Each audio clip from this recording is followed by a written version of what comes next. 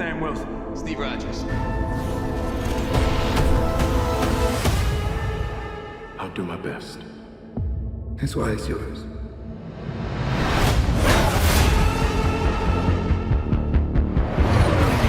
The world is on the brink of war.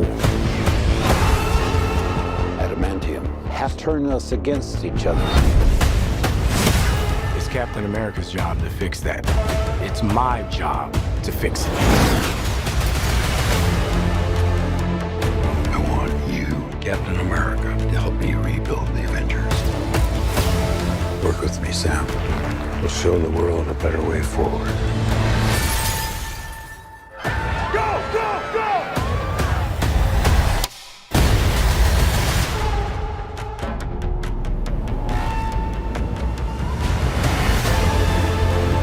There's possibility of another attack.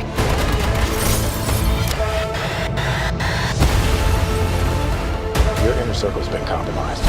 Let me fix it. You're not Steve Rogers. Right. I'm not.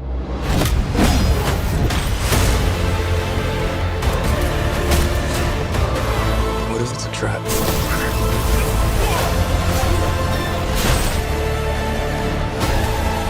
Somebody was pulling the strings on everything.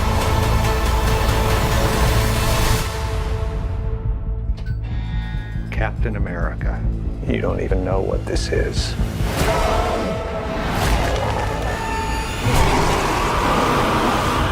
You want me?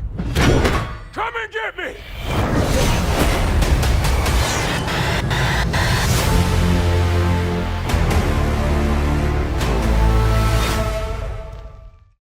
Welcome back, everyone. It's Charlie. They dropped another brand new Captain America Brave New World trailer with a whole bunch of shout-outs to Adamantium, what's going on with the leader, all the Hulk-related stuff, Red Hulk, Bruce Banner Hulk, World War Hulk build-up that they're doing.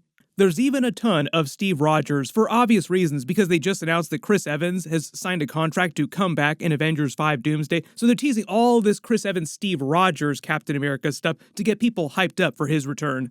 Also hyping up him fighting a version of Sam Wilson's Captain America. Like, can you imagine that reunion on your left, but it's a version of Steve Rogers from another universe that just proceeds to waste him in some kind of fight. There's been a lot of rumors about which version of Captain America he's going to play. He'll be from an alternate universe, so he'll just be an evil version of Captain America, but I think he might actually wind up being a version of Nomad. You can be sure all those original Avengers that either died or retired after Endgame got big bags of Marvel cash, Deadpool style, big Deadpool shout out, big bag of Marvel cash to bring them back to life. There's nothing that'll bring me back to life faster than a big bag of Marvel cash. Technically, they're not coming back to life, though. They're coming from an alternate universe with Robert Downey Jr.'s Doctor Doom, sort of like an evil Avengers team to waste the 616 Avengers. But there's a bunch of new footage during this, shouting out a whole lot of stuff that I've been talking about that they've been hiding in the previous trailers. Like they're finally showing and talking about a bunch of the really big plot points, particularly Adamantium in the MCU. So if you're brand new to the channel, be sure to subscribe to get all the videos. We'll just start at the beginning of the trailer footage and go through shot by shot. They start by juxtaposing a couple different scenes of Sam Wilson Captain America in his different suits, two different suits, but also remembering his time with Steve Rogers. Like there's a whole bunch of Steve Rogers scenes that they open the trailer with. He starts in his white suit with the helmet. There's just a slight tuning of the suit that he got at the end of Falcon and Winter Soldier. They got rid of the headpiece, which was meant to be more comic book accurate to that Captain America version of Falcon, and they basically gave him a nanotech helmet to replace that when he's going supersonic speeds. If it wasn't clear, all of his new suits, like this white suit that he got at the end of Falcon and Winter Soldier and the blue suit that's meant to look a little bit more like Chris Evans' Captain America's suit, are both meant to be vibranium given to him by Shuri in Wakanda. This is also supposed to be a key reason for why Sam Wilson doesn't get crunched into a tin can the minute Red Hulk shows up. Like, how does he fight him? Well, actually, he doesn't. That's the trick. I've been using the Talk No Jutsu example where he gives him a sun's getting real low kind of Black Widow vibe when he tries to take the Hulk down. He doesn't take him down as in like fight him down, he actually talks him down probably. Couple cool new abilities that Thunderbolt Ross's Red Hulk also has that Bruce Banner's Green Hulk does not have. Particularly that when he hulks out, his red skin radiates heat, which is why you see sparks coming off of his shield when he punches it, and you see flames all around him here. In the comics, literal flames do actually come off of his skin. I don't know if they're going to get that far with it during the movie, or if you just see his skin get so hot that anything he touches bursts into flame. The movie's meant to be more of a grounded thriller movie, kind of like Winter Soldier. That's the vibes they're going for, Winter Soldier vibes. So I think they toned down some of the crazier elements, particularly all the stuff with the Celestials, the Eternals. They of course start the Steve Rogers scenes with the on your left scene from the beginning of Winter Soldier. Like I said, a lot of the movie is aping moments from Winter Soldier. They replay his first meeting with Steve Rogers, then they jump to a totally different scene of him in the blue suit. This is like the next new suit that he gets, meant to look more like Steve Rogers' Avengers Endgame suit. Not clear at what point in the movie he gets this, or like why he gets a blue suit over the white suit. What kind of problems does he have with the white suit that the blue suit solves? Maybe it's just that the white suit gets destroyed, or something happens to it, like the government keeps it in lockdown and he's not able to get to it, so he needs another suit, and that's why Shuri sends him the blue suit. Like, here's the missing suit that you don't have. They replay the scene from the end of Avengers Endgame where older Captain America Steve Rogers comes back to the main timeline and gives him the shield after spending all that time in the alternate timeline with Peggy just having a life together, growing old, having children together. The interesting thing that they recently revealed when they also said that Chris Evans was coming back as another version of Captain America, like not his 616 Captain America. This will blow your mind, and I might even do a separate video about it at some point, but Marvel was also developing a completely separate Captain America movie for Chris Evans and Haley Atwell that they were going to do like a totally separate thing, totally separate story, but they wound up canceling it because they couldn't come up with a compelling enough story. Doesn't that make you a little bit mad? Like, wait a minute, they were going to do a whole other movie after Endgame for Chris Evans? My assumption is that it was going to be the thing that everybody asked them to do. Like, why don't you tell the story of him returning the stones? That feels like an amazing either Disney Plus series or an amazing movie you could do. Why don't you just do that? If we find out more details about that, I'll do like a completely separate video because we're finding out about tons of Marvel movies that got canceled the last couple of years as they've slowed down and tried to increase the quality of their output over the quantity. My assumption is that Chris Evans coming back was part of that, like he was already planning on coming back for that movie, so then they came up with a side plan for Avengers 5. Like, well, okay, we can't figure out what this new solo movie is going to be, so why don't you just come back in Avengers 5? When he says the world is on the brink of war and they're at the Celestial Tiamat in the Indian Ocean on the American ship, and they're about to fight, like there's the enemy fighter in the sky flying towards the Celestial. I think the idea they're trying to get across with the Adamantium footage, because like right after this, they have the line from Thunderbolt Ross saying Adamantium is tearing the world apart. The world war conflict that they're teasing, like the world actually going to war with each other, is over the Adamantium being found on the Celestial, and the leader is just manipulating that, trying to push people over the edge. One of the ways being turning Thunderbolt Ross into Red Hulk, so he just completely loses his mind.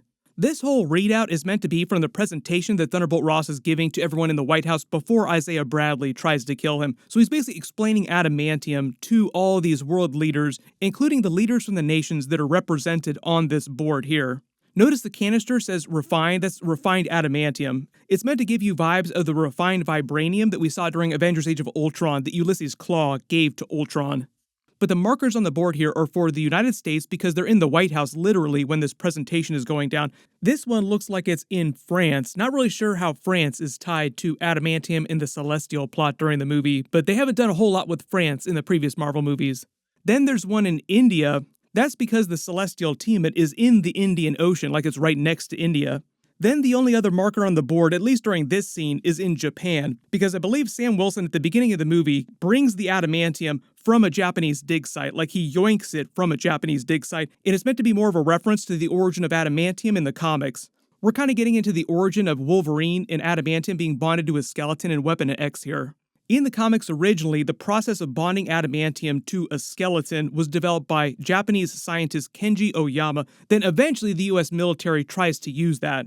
My assumption is they'll tease more of the Weapons Plus program in the background of this, and they're just sort of building up to the idea of whoever's going to wind up being that new MCU Wolverine at some point when Hugh Jackman isn't the main Wolverine anymore. Sam Wilson said it's Captain America's job to fix that. It sounds like he's trying to make peace, like keep the world from actually going to war. But a big part of it is him going full Sherlock and trying to find out, like Steve Rogers during Winter Soldier, what's really going on. In Winter Soldier, it was Hydra being behind everything. This movie's more about the leader being revealed to be behind everything. We finally get an official version of Thunderbolt Ross telling him that he wants him to help recreate the Avengers. The whole idea is that he acknowledges the problems he had with the Avengers in the past in Captain America Civil War, but he wants to move forward with an Avengers team that he can control personally because he is now president. He also wants Sam Wilson's Captain America to be at his beck and call too, like a tool of the US government. which Steve Rogers would absolutely hate. Like, he would say absolutely not to all this, which is why it gives Sam Wilson pause.